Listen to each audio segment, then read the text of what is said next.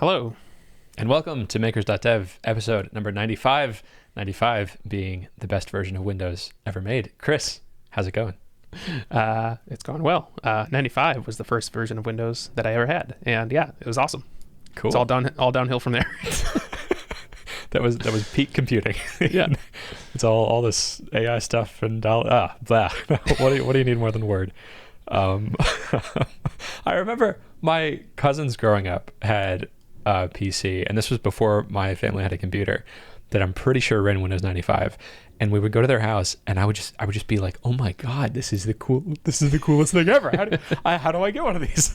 And I would, like, at Christmas, I would, like, find these magazines that had computers listed in them, and I would circle a bunch of computers and, like, leave it out in conspicuous places. And then my family got their first computer when I was, I think 7 or 8. It was a Bondi Blue iMac G3, and that just became my new best friend. And I spent so much time on that, learning all about how to, like, take pictures of myself with a digital camera. This came later, and, like, cut out my head and then put it on a dollar bill and then print it out. So I, like, made my own currency, and yeah, it was a lot of fun. What was your first computer? It was just a Windows 95, computer that my dad bought that didn't have a name. It wasn't cool. Like, my friend, I remember, got a Gateway 2000. That was a cool computer back then. Ooh. And other things. But no, this was just a no-name computer. Did you find yourself just immediately gravitating towards it? Like, yeah. Could you use it? I think I was in a weird position where, like, I quickly became the family expert in how to use the computer. Yeah. So I played games on it. I spent a lot of hours on that computer, and yes, became the expert quickly. Yeah. Cool. I think your ERV is that the right word? ERV? That's actually just my AC. Oh, I hear a fan. Okay. Much more boring. Yeah. Okay. Hopefully we can. I'll see if I can filter that out later. Yeah. Otherwise, it'll shut off in like 5 minutes. Okay. Cool. How did last week go? Your first full week of Googling. You're a right. Googler. You're Googling. I know you can't talk a lot about it, but I'd love to just know how you're feeling about it. How's it going? Yeah. First full week on the job. It is a lot of training and reading and meeting people, and coming into any big company, especially one that's, like Photos has been around since 2013 or something. I don't know. So there's a lot of context, and there's a lot of just stuff that I have to download into my brain. So that's what I've been doing. I really haven't done any real work, and I'm sort of overwhelmed with the amount of stuff that I have to learn. But so far it's going really well. Like, everyone's been super helpful and giving me all the documents and everything that I need, and yeah, so I'm learning a bunch of stuff. Cool. The skills that you're learning are just like how to survive in Google, how to be communicating, that sort of thing would apply to any role that you had at Google. Yeah, well, there's two. There's the Google specific stuff, and there's like the team I'm on, which is Photos. So I have to learn about both of those things. Yeah, so I have doing training for both of those things. I mean, just doing reading and watching videos and stuff. Gotcha. Yeah. That sort of bureaucracy I get really frustrated with, because I'm like, especially transitioning from working on your own, like, I imagine there's policies in place that make sense for a company. You want to have standard procedures and be able to have things that are consistent. But as soon as I encountered a rule that I didn't feel like made sense to me, I would just feel so frustrated. I'd be like, this is baloney. You don't trust me to just, like, do things the way I've been doing them. How are you feeling about that? Yeah, I mean, so far so good. We'll see when I get into actual work. Like, I knew what I was getting into mostly, and so, like, I knew this was going to be a big company with, specific rules, and you can read a lot about the different internal rules and procedures and stuff online, and so I did. And I'm glad that, so before a year ago or something, I started a contract. I think we talked about this, and I was very immediately aware that I didn't want to be working on that project. Like, I had been doing my own stuff before that. I got on that project, and I was like, oh, this is not great. Coming into Google, I don't feel that at all, which is great. So I think I was prepared, and I knew what I was getting into, and so I'm just excited to get going. There is, I mean, to be sure, there's process and a lot of things that you don't have to do normally when you're solo developer. But I guess knowing that that's part of the deal made it easier to transition to that. Yeah. Makes sense. Have you interacted with the people who you'll be primarily working with? A little bit. I'll do more over the coming, weeks and stuff. So a lot of the initial week is like you talked about, Google specific training. So yeah. Okay. Good vibes from them? Feel like you can work? Okay. Yeah, so far. I mean, everybody I've met has been super, super nice and friendly. Yeah. Cool. When do you get that first Google paycheck? End of the month, I guess. Yeah. End of the month. End of this month. Like yeah. In a week. Okay. Yeah. Every 2 weeks, right? So yeah, end of the month. All right. Yeah. that also makes it much easier to stomach any bureaucracy. For sure. No, I'm getting paid by the hour for it or whatever. Yeah. That'll be salary. That'll be pretty cool. Yeah. Are you excited? You gonna buy a boat or something stupid? No, I think we talked about this before too. Oh, this is kind of transition to the next thing too, which is like whenever I get a bunch of money, it's like, people ask, what are you gonna do with it? Like, I don't know, live, buy groceries. I haven't had a paycheck for a while. I've been doing my own thing. So yeah, this is going into the bank. Good. Yeah, that's very responsible of you. I think I told the story of when I won money at a hackathon and they asked me the same question. I was like, I'm gonna buy groceries, dude. Yeah. Like I just need money. Yeah. Cool.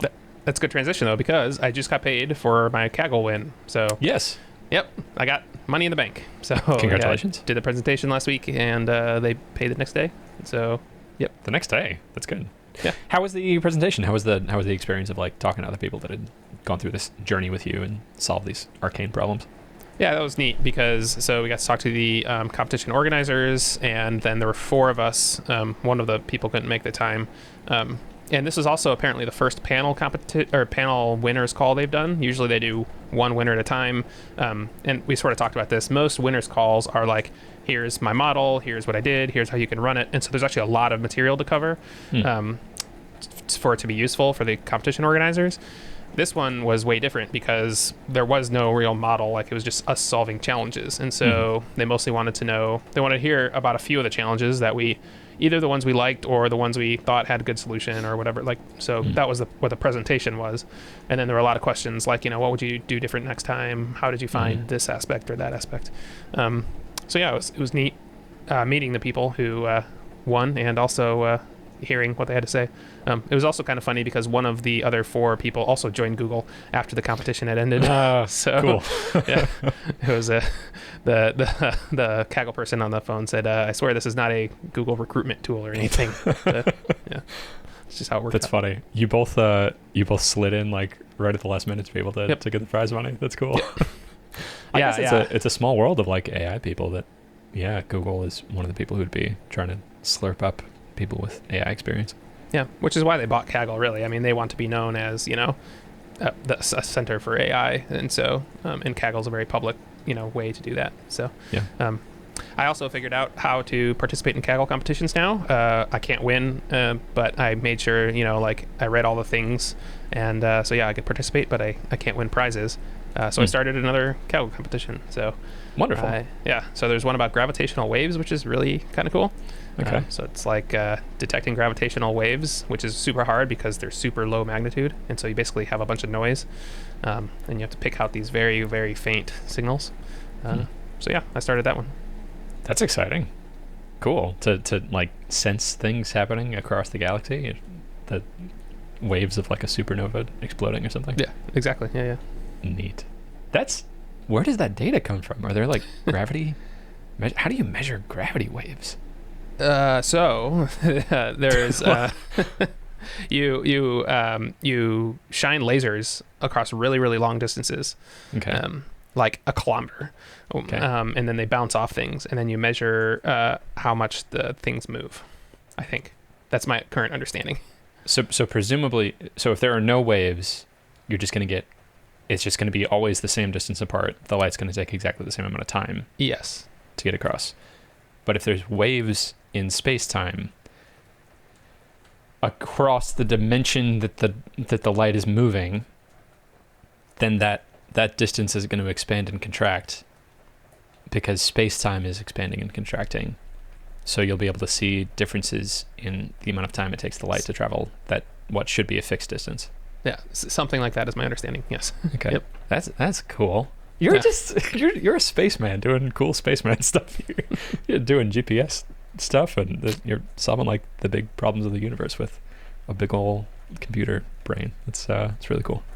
Yeah. So far, I'm terrible at it, but hopefully that improves. You've been here before, and then you become an expert at it, and pretty soon you're That's going to know everything there is to know about gravity waves. You'll buy a textbook about gravity waves. That's cool. I'm glad also that like there is still room, like even in onboarding, that they're onboarding in Google, which I would think is like a unusually busy time, because it's like segments in time of you're not the first person to get onboarded, and it sounds like they have pretty tightened down ship of how they onboard people. So I would think they're just like working you as hard and consistently as they can. And I guess there might be other busy times if there's like a big project or something to do. But even in this busy time of being onboarded, that there is still time and room and space in your life to be able to do these fun projects and continue the masters and continue the AI stuff. I think this is a good balance of time allocation for you at this point in your life. Yeah. Well, and so more than one person has said, and I've read online too, like at big companies at Google, there's like basically an unlimited amount of things you could be doing. And so it's up to you to actually say no, like to manage your time and stuff. So, yeah, I mean, so I just, that is something I have to be watchful for, is to not take on too many things. Cause like you can basically take on stuff until you're working like crazy. So, but everybody also recognizes that people are going to say no at some point. And so like, since everyone knows that, it actually seems like a really healthy place. Yeah. Okay. Yeah, that's interesting. I could see myself falling for the trap of just saying yes to too many projects and feeling an obligation and feeling like, well, they're paying me so much money, like I gotta feel like I'm working for it. And then, yeah, that would be difficult to say no to new projects and like know what my limits were. Cool. I have that problem in my own life right now, actually. So I guess it would be the same sort of problem. I wanted to ask you, when you were in the discussion for the prize money for that Kaggle competition, did the topic of that one question that no one got came up? Yeah. I mean, they wanted to know how we felt about it and stuff. Yeah. And like, I think most people, myself included, actually thought it wasn't bad that it didn't get solved necessarily, because it was right on the cusp of being able to be a differentiator between the winners and like for the prize money. And what I mean by that is, without that, or if every question is relatively easy, then it becomes a real race. And so whoever has the most time to dedicate as soon as the competition comes out is the winner, which is not really what they are wanting to test. And so there's actually some discussion that maybe there should be more questions that are a little less specified or even more difficult. Or really, it would be really like nice if they eliminated the race aspect in some way. And so one way is to have these sort of super difficult questions. Another way is to have questions where like you get graded on how many like you get more points if you take fewer requests before you have the answer, for example, or you like, so there might be ways to eliminate that race aspect as well. But yeah, and also putting the presentation together, I realized that crop 2, which was that final problem, is the one that I learned the most on, because I took the longest to not find a solution, and I tried so many different things, and so I actually learned a ton of stuff even though I didn't solve it. Yeah. I like the framing of having questions that when unsolved is actually good, because now that's someone new to the competition can go in and see like, oh, what's the use of trying, because everyone has already solved every problem, except if I'm able to solve this one that no one else has solved, I immediately jump to first place. So yeah, if there were 5 questions like that no one was able to solve, yeah, maybe you have some leaders who are able to solve one and not the other. Like I could see that working well. The potential solution of grading the number of attempts that you make seems like it's very easily gamified, because I would just make 2 accounts and I would just make all my attempts on account A, and then I would instantly get it on account B, which would be cheating. But do they have a way to figure that out? That's explicitly against the rules, and they are, as far as I understand, very good at detecting that. Okay. Yeah, because I guess I'd be submitting the same code to each one, so they'd be able to see how similar it was, and then that would also solve for if I steal someone else's code or if someone else is cheating with me. Okay. Yeah, that makes sense. What a fun problem of like how to make a game that Right. limits cheating and that is incentivizing the things that you want it to incentivize. And it's really cool. It's a fun thing you're playing. Yeah. That's one of the reasons I like Kaggle. It's just cool. It's neat. And you're learning along the way. Yep. Sarah last week had surgery on her knee. And yes, and like we knew about it for months. I don't think I've talked about it on this on the podcast before, but she did gymnastics as a kid really intensely. It was like 30 hours a week as a child that she was doing this for years. And that's really tough on all your bones and especially your joints. And so she noticed that her left knee, when she bent it, it would like click and like lock up sometimes. And she thought, oh, that's weird. And so went to go see a doctor, and they took a scan of it and saw that there was an extra little bone in there, right behind her patella. So the current theory is she broke off a sliver of her patella while doing gymnastics, and then bone, I did not know this, can grow when it's just floating around in your body. So this tiny little sliver turned into like a bigger piece of bone, and then eventually became a problem. And so the consensus was like, okay, this should be taken out because this is only going to cause you problems later. And I was initially really worried about it because I was like, oh man, surgery to your knee, like that sounds really serious. Like, what if you're not able to walk again? And I'm thinking like, oh man, okay, well, I guess we could get like a cool wheelchair, or we could get like an animatronic one, and eventually we could get Sarah like a bionic leg when that technology is available. And or we were talking about this in therapy, and her therapist was like, whoa, like this is not that shit. This is fine. Like, have you ever had surgery before? And I had not. I had wisdom teeth taken out, but that was it. And she was like, it's fine. Like it's most likely just gonna be totally okay. Yeah. So she had it, and there was a range of different things that they could do when they did the surgery. From the easiest, quickest, simplest recovery was just like they were going to take the bone out. And then the more complicated was if they took the bone out and it was attached to other stuff and it created this big empty space, they might need to like graft more cartilage on. They might need to drill into the bone to encourage more bone growth. And that would have been like much longer and more complicated. And I was really nervous the day of the surgery. I went there with her and was nervously waiting in the waiting room, and furiously, they have an app now where it like pushes you updates. So it was like, oh, Sarah's in surgery, it's starting, and it's still going well. Sarah's feeling good. And then the one came in that said like, Sarah's all done, and it went really well. And I was like, oh, thank God. And then went to go back to see her, and she was coming out of sedation and was very lucid. And I was like, oh, thank God. Okay, no brain damage from going under anesthesia. So it went like as well as it possibly could have gone. But that day was just written off of like, I had this fantasy that I was going to be working while I was waiting in surgery, and I can't, like, no, it's no. Yeah. I was too preoccupied with feelings. And so then I was like, okay, well, I'll just take today off, and then tomorrow I'll start working again. But then the next day is like all this complicated new routines you got to get in, and Sarah needed a bunch of help moving around and figuring out food and making sure there was stuff. And even though I had time to be able to do stuff, but my mental energy was just drained by thinking of all these different things. And so I was like, okay, well, I'll take today off also, and this will just be my weekend. I think it was like a Thursday, Friday, and then I'll work during the weekend. But then Saturday came, and there was also some surgery stuff, and I was distracted and also just like in a bad mood.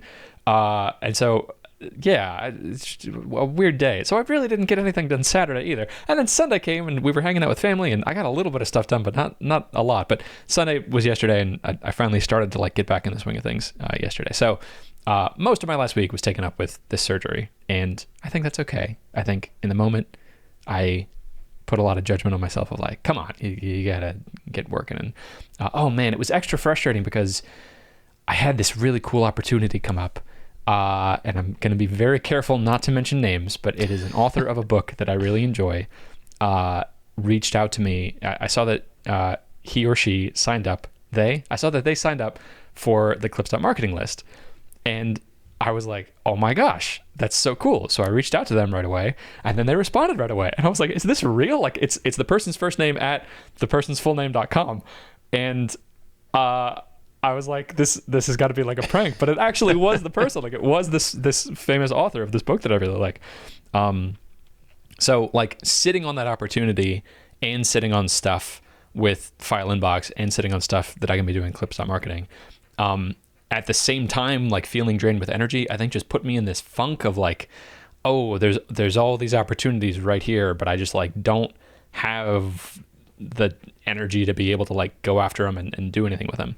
That felt really frustrating, and I think caused me to spiral down a little bit, but in a very good place right now. Oh, one more thing, and this, I knew this was going to happen, is Coworking stopped. So that was like a disruption to my routine.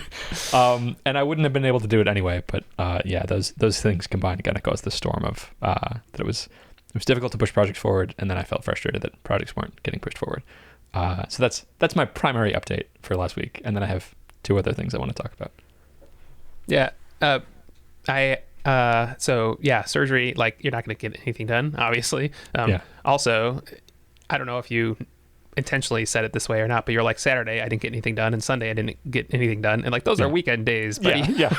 Like, I was thinking though, like, okay, I took Thursday, Friday off, so I'll work Saturday, Sunday instead. Okay, yeah. I don't know. I do the exact same thing, and so like, give ourselves some, leeway. I think.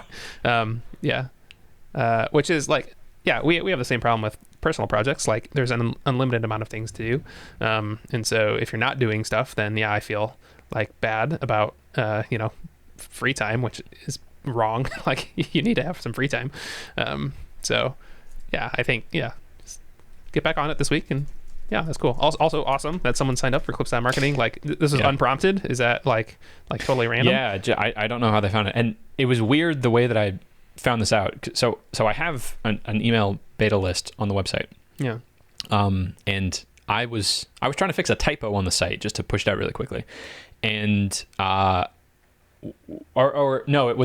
was React was saying that I couldn't use an HTML parameter. It was like something something else, and it wanted it to be camel case.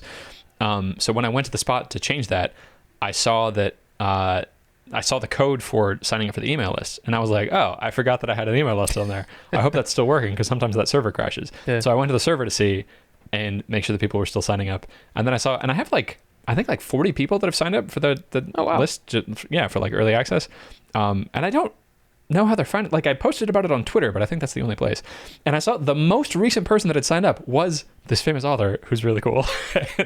and they'd signed up like an hour before I was checking it. So it was really like cool. Serendipitous the way this whole thing happened. So like, I have this author on it, and I also have this list of 40 other people that I could potentially be reaching out to that have signed up for it. So I wanted to ask you about the thing that the author was asking about. So this person has interviews on YouTube that are long form interviews, and they also have a podcast, and the podcast is audio only. And I think the thing that they're looking for is not necessarily like a tool to do this, but like a consultancy to do it for them, where they just pay them a certain amount of money, probably on the order of magnitude of like $3,000 a month, to have their backlog of videos clipped and syndicated out, or maybe not even syndicated, maybe just doing the clipping. And I am enamored by this person. I think they're really cool. It's side note, like, the audience for this, I think, has a lot better fit for me, because I just get so excited talking to people. These minor YouTube celebrities. I'm just like, oh my god, it's this person for this book that I read. So I think the thing that they want is a consultancy to do this. And because I'm so enamored by this, like this, I'm not seeing this as the core business model for clips.marketing, but I do have software that makes this whole thing a lot easier. That's, letting me do the work of several people with, but I'm probably going to be able to do this just on my own. I think I could probably be doing this for several channels at once before I felt like my bandwidth was limited. And then the person who I would hire is like a journalism student or something who's just able to find the interesting parts of the clip. They don't need to have any video editing experience. They don't need to have any design experience, because that's all going to be handled by the software. Oh, and also no like social media experience. And then I think I could also start doing stuff with AI of like generating tweets based on the transcript. So the journalistic side of it would also be pretty straightforward. What are your thoughts on also doing, I think, can you hear that? I think there's someone, they're emptying the dumpster outside. Dumpster, yeah. That's fine. It's not that loud.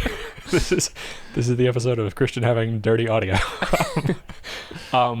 What are your thoughts on how I might balance clips.marketing as subscription software, which is how I'd like to be making money, with a consultancy. I think I'm sort of unclear on, like, do I just do it for this one person? Do I have like 3 tiers of the software, and the third tier is we do it for you, but call me so that we can figure out a contract so that I can be doing this for multiple thousands of dollars a month? What are your thoughts? I think this sounds like a really cool opportunity. I would absolutely do it for them. If you're talking like $3,000 a month, like that, you can do a lot for that, and you can use your software to make your job, easier, basically, which is the whole point. I don't know that I would advertise that you do it yet.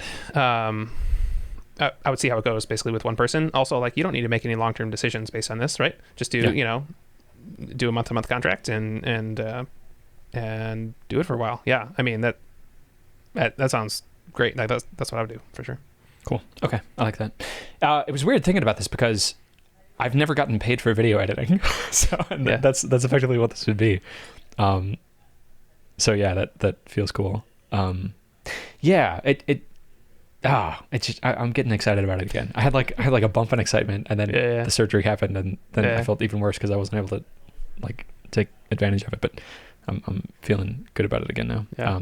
I think that also puts me in a really good position of making the software, because I think when I'm using a thing, that is the fastest feedback loop for me to be improving it. Like, if I'm using this thing every day, there's going to be little tiny things in it that I'm going to feel frustrated or annoyed by that then I'm going to smooth out right away. And I think I'm very critical of that sort of software experience. So I think that would lead me to the best SaaS product, the quickest. Yeah. Yeah, absolutely. Like when you're your own customer, then the feedback cycle is super low. Or super fast, which is great. Also, like, if you do want this to become a consultancy kind of thing, like loads of people do things like this, right? They do it themselves first, and it only takes a few, if you get 3 or 4 clients paying $3,000 a month, like that's awesome. And then once the software is good enough, you can start, hiring, people who can do this like in their off time or something. This is an awesome job for someone who wants to do probably like a few hours a day or even a few hours a week. So yeah, like, cool. I wouldn't mind running a business like that if it was, because I'm trying to get to 20K MRR, right? So that's $20,000 divided by 3,000. I need 7 customers. Sounds reasonable. Yeah, it does, doesn't it? And then I could just hire someone. Yeah. And what's a person going to charge? I think so. My goal for the software is to get to the point where you can clip a video. You can clip an hour-long video in about an hour. And so I think roughly what this might look like is you pay $3,000 for 5 clips a week that are social media optimized and have the transcript and everything else. So I think it's going to be roughly like 3 usable clips per video. That's an hour long. So I think it's going to be roughly 2 hours of video that they have to go through to get 5 clips. But let's say it's 3 hours. Let's say I got to pay a person for 3 hours to make 5 clips a week. So that's 3 hours a week per client times 4 weeks is 12 hours per client. And I think the person I would hire, I don't know, maybe I'm paying them $30 an hour. So 3 times 4 times 30 is $360. So my profit margin is like 90%. Yeah. Software's magical. Okay, cool. Yeah, great. I would love to do that.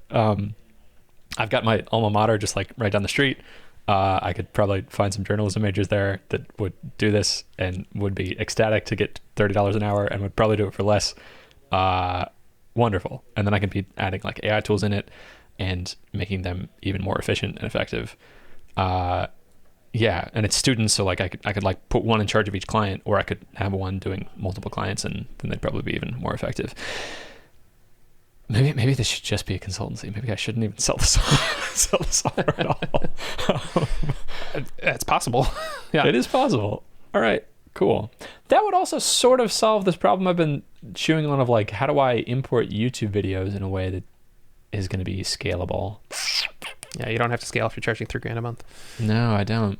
And then if my way to get YouTube videos breaks, like I just have to fix it with 3 people who I'm hiring. Okay, yeah, interesting.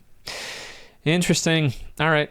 Cool. Okay, the last thing I want to talk about is, there's 2 more things. I'll just mention this one quickly. I had my very first co-working with someone who's not you this morning. Oh, how'd that go? Well, it wasn't the same at MSU, and it went well. I think the core thing is just like that. There is someone. We joked before about like I could pre-record, a video of you and have that like, and that would probably also work. So I did find myself like just having a meeting with someone at 9:30 and having this routine of like, part of me feels responsible to the other person of like, I need this other person to be having a good experience to be working. So yeah, it was a great idea, and I feel sad that your career has led you to a place where this doesn't fully fit in with your work schedule, and I have recaptured some of the benefit from it. So it's bittersweet, and it's working. Yeah, and I don't know about forever, but yeah, for sure right now, like my schedule is completely up in the air every week, right? For the next whatever, and so yeah, co-working doesn't fit in right now. And so I was worried too, actually, about losing co-working, because that absolutely has helped me get work done too. Although the last few weeks, I have been extremely non-committal on anything that you told me to do because I've been prepping like to get started in my job. And so I was worried, like when I got started, I was like, will I be able to, operate and whatever? And so far it's been really good. Like I was worried I wasn't going to have the motivation or something. I don't know. And it's probably just because everything's new, but like I am doing just fine. And so that feels pretty good too. There's also like an unlimited amount of things. So I talked about there's an unlimited amount of tasks you could be doing, but there's also just a ton of stuff you can learn. So if there's, like anything you want to learn about anything, you can probably find either someone to talk to or recording or some internal page or something. So cool. There's learning is something I love to do. And so that has been cool also. Yeah. Cool. Good. I guess working for Google is accomplishing the same sort of thing as co-working, that it's external accountability. You got people who can just plop a new event on your calendar and people to report to. And like, I think that it's a way to create that same sort of external accountability structure. So that makes sense to me that the role of co-working hasn't felt necessary yet. Yeah. So we'll see, but so far so good. Cool. Last thing I would like to talk about, this might be a shorter episode. There is a small community that's like an offshoot of the MicroConf group that I have been on and off a part of for the last few years. And I found out they were having a retreat in Austin coming up. And I was too late to sign up for the regular thing, but I said, okay, well, if there's another spot, I'd love to take it. And like 4 days ago, someone reached out to me and was like, hey, I can't go last minute. It's a thing with my kids, and I would love to sell you my ticket at a discount. And I was like, great, let's do it. So I've been working on doing that. And the format of this retreat is really cool. So there's only about 19 people going, and everyone has an hour to present. You can give as much context as you want in the beginning, and then you are supposed to frame some sort of a business question to the group, the hive mind, so that they can think about it. And then the rest of your time for your hour is just talking about you and your problem. And so this has just got me thinking about like I made this presentation that is turning into just like a timeline of my life of like, here's how I started FileInbox, and here's all the different things that I tried, and here's how it's going, and really thinking deeply about what a fantastic opportunity this is. There's a lot of like really successful people in this group that are making so much more money than like is my goal of wanting to make. I want to get to 20K MRR, and there's like easily more than half of the people here are making that much money or more. So like I'm seeing this as a really good opportunity to like juice their brains of, okay, what do I need to be doing? Like give me clarity in the path that I'm going on. So my question for you is like, how might you frame where I am and what the specific question is that I want to ask. I think the question I want to ask is like, what's my best path to get to 20K MRR? And I think the framing I need to give is like, here's currently where FileInbox is, and here's currently where clips.marketing is, and here are the marketing things that I've tried for both of them, and here's how those have turned out. How does that sound, and what might you change? That sounds good. I would figure out what you want to learn about yourself or your business first, and then sort of fill the story in from there. So when you talk about like you're giving a life story, I think if you give too much background context, like people might latch on to parts of those things. I could be totally wrong, and maybe you just want to talk about your life story for a little bit to give background. This was also Sarah's feedback when she saw my drafts of my slides last night. She was like, "This is too much." Yeah. I had a slide in there that was like FileInbox and clips.marketing, and also every side project that I could possibly work on. Don't do like, that. This is too much. Yeah. You could have one bullet that's like, and I also have 17 side projects, and I know that's a problem. So tell me to stop it. you could say that, but I wouldn't list all the other ones. Okay. So I would be right now. It sounds like you want to figure out the path between clips.marketing and FileInbox. So I would definitely lay out those two things and a little bit of the background. But yeah, I would be very succinct in what you want feedback on, and very clear about what you think you want to get out of it. That'd be my feedback. Okay. Can I try to give that succinct story to you right now? And sure. Okay. So here's where I think I am. I have this SaaS called FileInbox that I started right out of college, and I started it as a product for myself, just to send myself files, and it got picked up by some media outlets about a year after I made it for myself, and got a whole bunch of traffic. And I didn't know what to do with the traffic because I didn't understand how internet businesses work. So I put like a donate button on it, and I think like 10 people donated. And hearing about stuff that Patrick McKinsey was doing, and how you could make serious money online, and getting all these emails of people asking for new features, I recoded the app in Rails and implemented the features and put them behind a paywall. I charged $30 a year and $100 a year, and I had a free tier. And the first day, I had $300 worth of people sign up. And the first month, I got like $800 in MRR. And then the first year, I got up to like 8K MRR. And the whole time, the only thing I was doing was like coding and like implementing features that people asked me to do. I didn't know where they were coming from. I didn't understand how they were finding me. I think, I still am not totally sure, but I think it was from like one post that I made on the Dropbox forum, and these news articles that had picked me up. TechCrunch and Lifehacker and CNET, I think, wrote about it. And then about so around the year mark, around like the height of the income when it was making about 8K MRR, Dropbox reached out to me, and they were like, "Hey, we would love to recommend your product as like a thing specifically for educators, but we just need this one thing changed. Like, we need you to change your logo because it looks too much like the Dropbox logo." And I was like, "Oh yeah, fine, good." And 6 months after that email, Dropbox announced their own version of FileInbox called Dropbox File Requests. And I just felt crestfallen. I was like, well, I guess I should work on the next thing. And looking back on my notebooks from that time, I was thinking a whole lot about like what the next project was going to be, and still pushing FileInbox forward. But the only way that I knew how to push it forward was to implement new features. I did not know how to do marketing. I didn't know where people were coming from or how to do that. And if you look at the graph of MRR, it's like a really sharp rise up to 8K, and then it's just a steady drop off where it just slowly sinks down from like 8K to like, I don't know, 4 or 5K.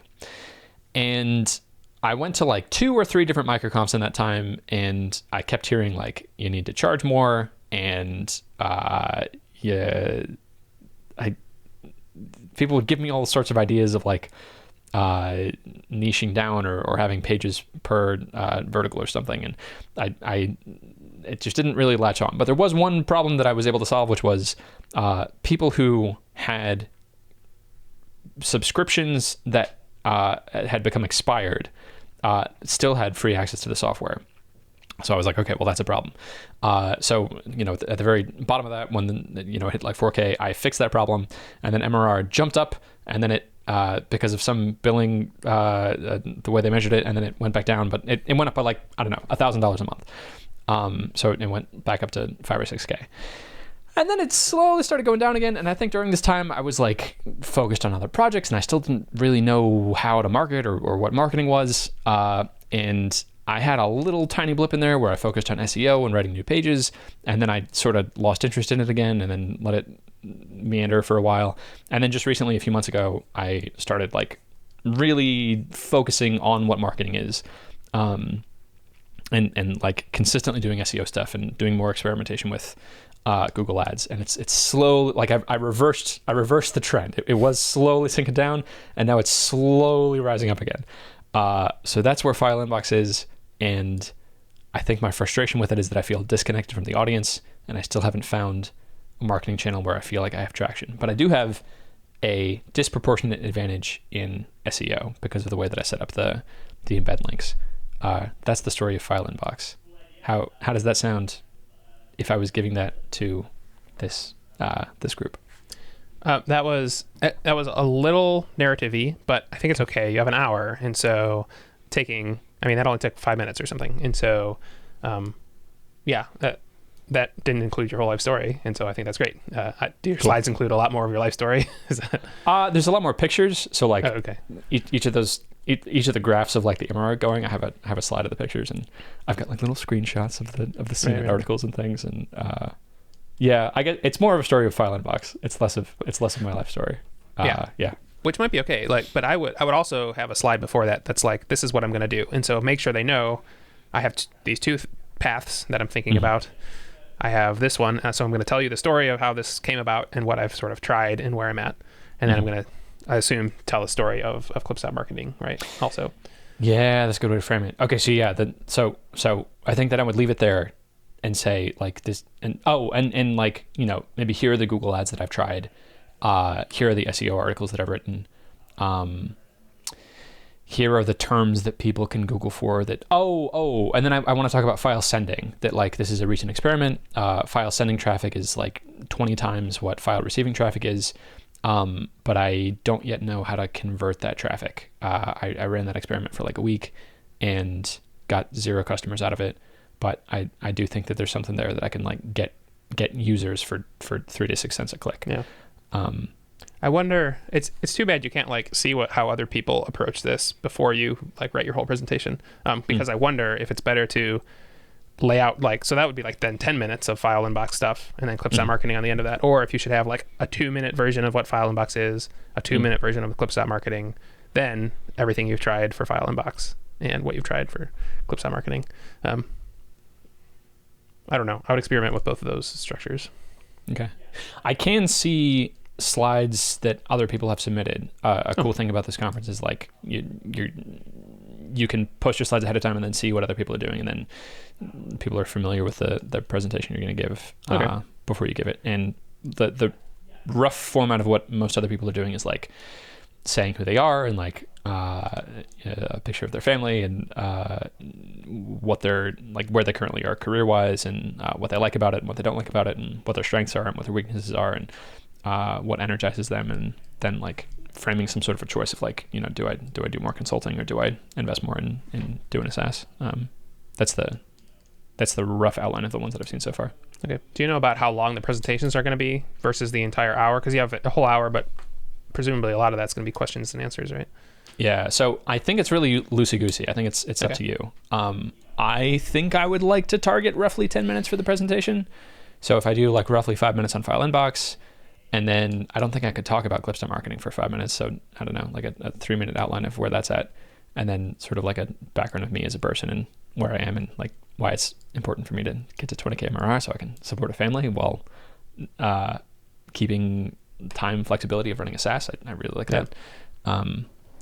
My guess is, based on what you just told me, taking 5 minutes, my guess is the whole thing will take 15 or 20 minutes then, because if you're going to add on file sending as well, which I think is okay, like 20 minutes, I don't know. I'm sure people can ask 40 minutes of questions, but the other thing I would have to support that many questions, or that like much back and forth, is if the conversation goes sort of stale, have a list of sort of conversation pickup topics or something. That's a good idea. like a list of things that you are interested in talking about, so you can always pick one up. Cool. Yeah, I could have just like a grab bag of questions of like the question of how to balance clips.marketing as a product versus as a consultancy. How do I think about that? Also, like, should I hire a developer is a question I've been chewing on, because that would help me move faster in the development of the clips.marketing stuff. It but might. Then I think that'd be a longer term or it investment. might not. Yep. Yeah. Especially if you're going to do it as a consultancy, I wouldn't hire a developer at all. Yeah. Okay. Yeah, because then I think I could do all the software work, and then if I don't have enough time, I think I need to hire people to do the clipping stuff first, because those people are going to be cheaper. Okay. Yep. Cool. Is there a question I should be asking them that I'm not thinking of? Something like a life direction thing. What I don't want to do is get there and be like, how do I get to 20K MRR? And they all look at me and they're like, dude, like you go there, and also and you just do it. Yeah. Or like, that's, I don't want to go there and be asking like, how do I make more money? Yeah. I guess that is a good question though, because that's that is what I want to know, and they do know how to get there. So one thing I always find with stuff like this is, if you ask stuff like, what should I do with my life? Then people are going to give you answers, and then you're just going to ignore them and do whatever you want anyway. So the better advice, I think, is something like, for you, the audience, right? For you, 19 people, if you had a SaaS and then you started a consultancy, what things did you regret, or what things do you wish you did better, or something like that? So okay. Give them permission to talk about their own experience and how they feel about it, because that's always where I feel like I get the most information. Because like, if you just say like, should I start a consultancy? People are going to give you answers, and you're not going to have any information about why they're talking like that, like what their background is. And then at the end, you're just going to ignore it and do whatever you want anyway, I think. So yeah, that's, if you can have any, and so like for FileInbox too, if you can say like, if you were stuck and, you had some SEO traffic and you didn't know what to do next, then what did you do, and how did it turn out? That's the type of thing that I think will give you the most information, as a guess. I like that. Framing it as either have you been in a situation like this, and what did you do to get out of it? Have you had a SaaS that you were just struggling to grow, that you felt disconnected from the audience, and then you figured out a marketing channel and a way to grow it? Please tell me about that story. Or like, what are things that you would suggest for me in this position? Yeah. The other thing you can ask for is totally factual things, like, what sites should I use to find keywords, or what keywords should I do for whatever. So that's not like, those aren't subjective statements. Those are just objective things, like, what ad do you think I should run to make this better? And then they can suggest an ad, versus what should I do with my life, which is very open-ended and yeah. So something I've noticed happening too is even just the exercise of putting this presentation together to frame a question. I found a lot of the answer just becomes very obvious. Like, the hard part is framing the question. And then once I sort of get it out there, it just feels totally clear of like, oh, of course, I should just spend some time on FileInbox, and I should spend some time on clips.marketing, and then whichever one succeeds first, great. Then I keep working on that one more. So that sort of answers this question of like, what should I be working on? But then I do feel like there's a legitimate question of like, I feel stuck in what to do to grow FileInbox. Do I just keep grinding on this SEO game? Like, I am seeing some things happening from that sometimes, sort of. And I have a lot of ideas for other marketing channels I could be doing, but it doesn't feel like there's an obvious one to start working on. And I know that the traction model is just like, pick one that seems the most promising and spend $1,000 in a month experimenting with it and see what traction you can get from that. And then keep going forward with that. But I feel like following that model, I should probably be looking at how to monetize the traffic for file sending. But then I think I'm stuck in this place of like the file senders I don't think are the audience that's currently using FileInbox. So is that okay? Should I just start a brand new audience, or should I assume that there's going to be some overlap? Maybe what I'm looking for is just for someone to like reframe what my situation is with more clarity. Like, so it sounds like you got this thing and you're making this much money from it, so you should just do that. And then I'll be like, oh yeah, of course. Okay.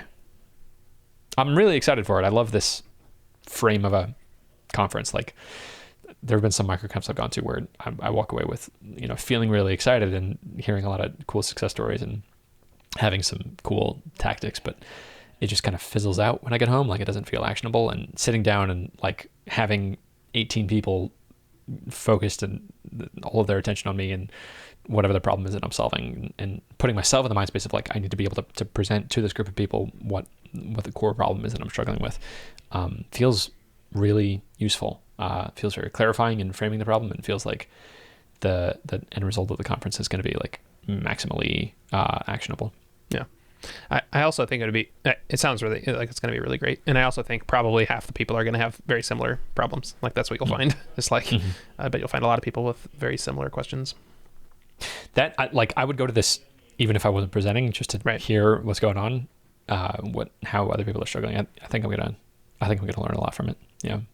Yeah, because it's more authentic, right? It's like what people are actually struggling with and what their actual real problems are, and people really honestly trying to help, as opposed to, there are some talks I've seen at MicroConf that feel very just like hand wavy, like, look at me and how great I am. And I would love to give one of those talks because I think it would feel really good. And I don't think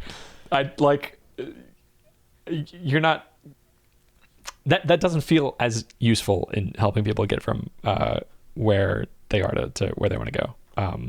The more of the honest, authentic, like, here's boots on the ground, like what I'm currently struggling with, and how might you solve that problem, feels a lot more authentically helpful.